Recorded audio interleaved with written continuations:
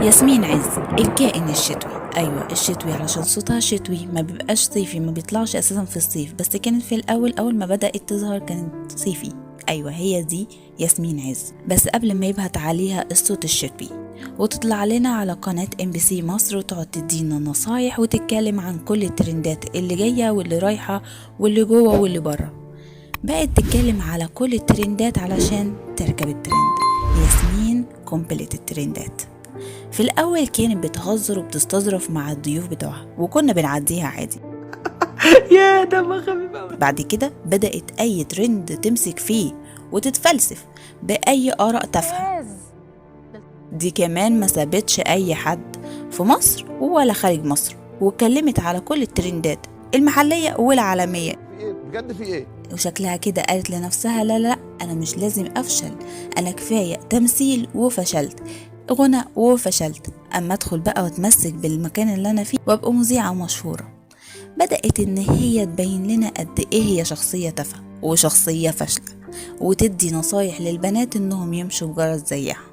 باقي الحاجات وفي شغل الترندات بقت أستاذة، مبروك مرة تانية يا شيرين. وحسبي الله ونعم الوكيل. وبتتكلم في كل حاجة. حتى لما الأرجنتين كسبت اتكلمت إن مرات ميسي هي السبب إن ميسي كان كويس في الماتش، وبالتالي الأرجنتين كسبت لأنها بتقدم له كوباية الشاي مع الكيكة، ومهتمة بولادها لدرجة إن ولادها بيبرقوا، على عكس جورجينا اللي مش مهتمة بحبيبها كريستيانو ولا بولادها.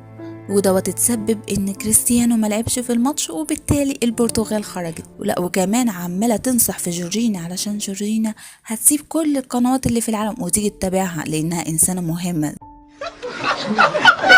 وتقدم نصايح لجورجينا علشان كريستيانو يحن عليها ويتجوزها بقى.